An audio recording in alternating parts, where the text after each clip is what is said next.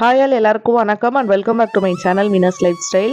இன்றைக்கி நம்ம சேனலில் பார்க்க போகிறது ஒரு சூப்பராக தேன் மாதிரி ஹெல்த்தியான ஒரு குழம்பு ரெசிபி தான் வந்து பார்த்திங்கன்னா உங்க கூட ஷேர் பண்ணிக்க போகிறேன். இதை பார்த்த உடனே கண்டுபிடிச்சிருப்பீங்க. மணத்தக்காளி காய் வச்சு தான் வந்து பார்த்திங்கன்னா ஒரு சூப்பரான காரக்குழம்பு ரெடி பண்ண போகிறோம். கொஞ்சம் மணத்தக்காளி பழமும் இருக்குது. ஓகே, ரெண்டுமே நான் சேர்த்து எடுத்து வச்சுருக்கேன். கொஞ்சம் சின்ன வெங்காயம், பூண்டு, அப்புறம் வந்து தக்காளி வந்து ஒரு 4 பேஸ்ட்டாக அரைச்சி வச்சுருக்கேன். வாங்க எப்படி செய்யறதுன்னு சொல்லி பார்த்துக்கலாம். ஸோ அடுப்பில் வந்து ஒரு இரும்பு கடாய் வச்சுருக்கேன். கடாய் நல்லா சூடானதுக்கு அப்புறமா தேவையான அளவுக்கு வந்து ஆயில் வந்து ஆட் பண்ணிக்கோங்க. ஆயில் ஆட் பண்ணி நல்லா சூடான பிறகு நம்ம எடுத்து வச்சிருக்க மணத்தக்காளி வாஷ் பண்ணி வச்சிருக்கேன். ஸோ அதை இதில் சேர்த்துக்கலாம். சேர்த்த உடனே வந்து நல்லா தெரிக்கும். ஒரு தட்டு போட்டு மூடிடுங்க. ஜஸ்ட் வந்து ஒரு 5 மினிட்ஸ் வந்து அப்படியே இருக்கட்டும். கொஞ்சம் லோ ஃப்ளேமில் வச்சு விடுங்க. அது கொஞ்சம் நேரம் வெந்து வந்ததுக்கப்புறம் பார்க்கலாம். இப்போ வந்து பார்த்தீங்கன்னா ஒரு 3 மினிட்ஸ் கிட்ட வச்சுருந்துருப்பேன். ஸோ அதுக்கப்புறம் ஓப்பன் பண்ணி பார்த்தோம் அப்படின்னா காயில் ஓரளவுக்கு வெந்திருந்தது. ஒரு தடவை கிண்டி விட்டு மறுபடியும் மூடி போட்டு வச்சுட்டு அதுக்கப்புறம் வந்து பார்த்தீங்கன்னா நான் எடுத்துடுறேன். ஃபஸ்ட்டு பார்க்கும்போது நல்லா க்ரீனாக இருந்திருக்கு இல்லையா? இப்போ பார்த்தீங்க அப்படின்னா கொஞ்சம் வெந்து வந்த மாதிரி இருக்கும். இந்த பதத்தில் வந்து நம்ம இதை எடுக்க போகிறோம். இதை எடுத்து வேற ஒரு பவுலில் வந்து மாற்றி வச்சிடலாம். ஃபஸ்ட்டு இந்த மாதிரி வந்து வதக்கிட்டு செஞ்சோம் அப்படின்னா தான் டேஸ்ட் வந்து சூப்பராக இருக்கும். ஸோ இந்த மாதிரி வதக்கி எடுத்துக்கோங்க. நிறைய பேர் வந்து இந்த மணத்தக்காளி காய் வந்து நம்ம யூஸ் பண்ணுறது கிடையாது. ஸோ இதில் அவ்வளோ ஹெல்த் பெனிஃபிட்ஸ் இருக்குது. கண்டிப்பாக கிடைச்சது அப்படின்னா யூஸ் பண்ணுங்கள்.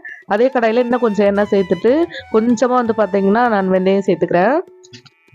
இது கூடவே ஒரு 1/2 ஸ்பூன் அளவுக்கு மிளகும் சீரகமும் சேர்த்து எடுத்துருக்கேன். அதையும் இது கூட சேர்த்துக்கலாம்.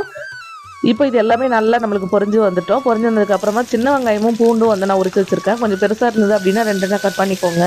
2 இதில் சேர்த்து நல்லா வந்து மிக்ஸ் பண்ணி விட்டுடலாம். இப்போது நல்லா வதங்கி வரட்டும். இது கூடவே வந்து ஒரு கொத்து கருவேப்பிலை ஃப்ரெஷ்ஷாக இதை சேர்த்துட்டு சூப்பராக வந்து மிக்ஸ் பண்ணி விட்டுக்கோங்க. நல்லா வதங்கி வரட்டும். அண்ட் தென் வெங்காயம் வந்து நல்லா வதங்கி வந்ததுக்கப்புறமா நான் தக்காளி வந்து அரைச்சி வச்சுருக்கேன். அதை வந்து இதில் சேர்த்துக்க போகிறேன். இது வந்து பார்த்திங்கன்னா ஒரு 3 தக்காளி போல் எடுத்து நான் வந்து பேஸ்ட்டாக அரைச்சி வச்சுருக்கேன். அதை இது கூட சேர்த்துட்டு கொஞ்சமாக உப்பு சேர்த்து நல்லா வந்து வதக்கி விட்டுக்கலாம். இப்போ இது வந்து பார்த்தீங்கன்னா எண்ணெய் பிரிஞ்சு வர அளவுக்கு சூப்பராக வதக்கணும். இந்த மணத்தக்காளி காய் இருக்குல்ல, இதில் வந்து செக் பண்ணோம் அப்படின்னா அவ்வளோ ஹெல்த் பெனிஃபிட்ஸ் இருக்குது. அப்பா பார்த்தோம் அப்படின்னா இதில் போய் இவ்வளோ பெனிஃபிட்ஸ் இருக்கா, பார்க்குறதுக்கு குட்டி சைஸில் இருக்குது அப்படின்னு சொல்லி தோன்ற அளவுக்கு இருக்குது. ஸோ எண்ணெய் நல்லா பிரிஞ்சு வந்ததுக்கு அப்புறமா வந்து பார்த்தீங்கன்னா நான் கொஞ்சம் மிளகாத்தூள் ஆட் பண்ணிக்க, உங்கள் காரத்துக்கு தகுந்த மாதிரி ஆட் பண்ணிவிட்டு ஃபஸ்ட்டு பச்சை வாடை போகிற அளவுக்கு இது நல்லா வந்து மிக்ஸ் பண்ணி விடுங்க.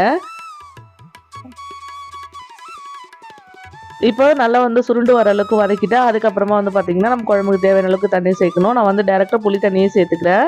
இந்த ரெசிபிக்கு வந்து புளி தண்ணி கொஞ்சம் எக்ஸ்ட்ராவே சேர்த்துக்கோங்க. கொஞ்சம் புளி குழம்பு மாதிரி தான் வைப்போம். ஸோ அப்போ தான் வந்து பார்த்திங்கன்னா நல்லாயிருக்கும். புளி தண்ணி சேர்த்ததுக்கப்புறமா இன்னும் கொஞ்சம் தண்ணி சேர்த்து அட்ஜஸ்ட் பண்ணிக்கலாம்.